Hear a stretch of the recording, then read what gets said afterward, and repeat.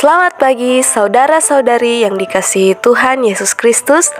Saat ini marilah kita mengikuti bacaan firman Tuhan yang diambil dari buku Renungan Pagi dengan tema Bersama Allah di Waktu Fajar yang ditulis oleh Nyonya Ellen G. White. Mari kita dengarkan bersama. Shalom, selamat pagi saudara-saudara. Bersyukur di pagi ini boleh bersama saya kembali dengan Pendeta Stefit Munesehe di dalam pembahasan firman Tuhan Renungan Pagi tanggal 13 September yang berjudul Setia Sampai Mati. Untuk itu, saudara-saudara, sebelum kita melanjutkan firman Tuhan ini, mari kita berdoa. Bapa di sorga, kami bersyukur dan berterima kasih. Oleh karena berkat-Mu, kami boleh diberikan kesempatan di pagi ini. Terlebih kami siap mendengarkan firman-Mu. Kuasailah hati kami dengan kuasa Roh Kudus, supaya kami boleh mengerti. Ini doa kami Tuhan di dalam nama Yesus. Amin. Ayat tema kita terdapat dalam Kisah Para Rasul 21 ayat 13. Firman Tuhan berkata, "Tetapi Paulus menjawab, 'Mengapa kamu menangis dan dengan jalan demikian mau menghancurkan hatiku? Sebab aku ini rela bukan saja untuk diikat, tetapi juga untuk mati di Yerusalem oleh karena nama Tuhan Yesus.'" Penjelasan.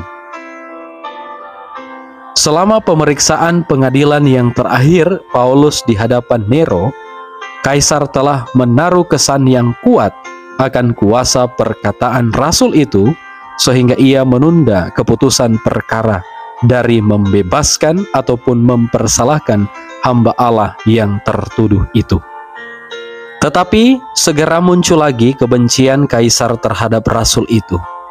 Tidak lama kemudian Nero mengumumkan suatu keputusan yang mempersalahkan Paulus, seorang yang mati syahid. Oleh karena seorang warga negara Roma tidak dapat tunduk kepada penganiayaan, ia divonis untuk dipenggal kepala. Paulus secara diam-diam dibawa ke tempat pelaksanaan hukuman mati.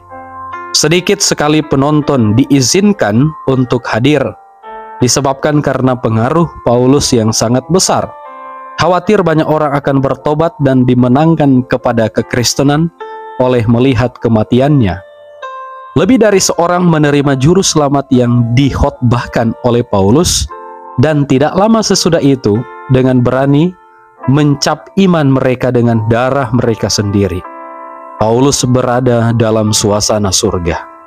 Semua yang bergaul dengan dia merasakan pengaruh persatuannya dengan Kristus. Fakta bahwa kehidupannya sendiri memberikan contoh tentang kebenaran yang dimasyurkannya, memberikan kuasa yang meyakinkan tentang khotbahnya. Disinilah terletak kuasa kebenaran. Rasul itu memandang kepada keadaan yang besar di seberang, bukan dengan ketidakpastian dan ketakutan, tetapi dengan pengharapan yang gembira dan kerinduan yang mendalam.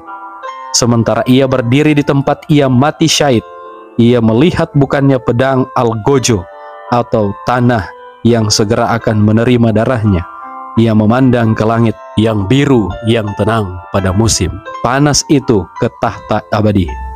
Paulus menyaksikan dalam dirinya bahwa jiwanya adalah berharga pada pemandangan penebusnya. Alfa dan Omega jilid 7 halaman 430 sampai 432. Saudara-saudara, mari kita berdoa. Bapa di sorga, terima kasih banyak untuk kekuatan iman yang boleh kami lihat di pagi ini lewat cerita firman Tuhan mengenai Paulus. Kami berharap Tuhan Engkau akan memampukan kami supaya kami boleh menjadi sama seperti dia yang rela mati demi mengabarkan akan nama-Mu. Tuhan, berkatilah kami semua supaya kami mendapatkan hikmat dan kami boleh mengabarkan Injil, dan itu boleh menjadi satu berkat bagi dunia, bahkan di sekitar kami. Terima kasih untuk berkat-Mu di dalam nama Yesus. Amin. Tuhan memberkati kita di sepanjang hari ini. Selamat pagi. Shalom.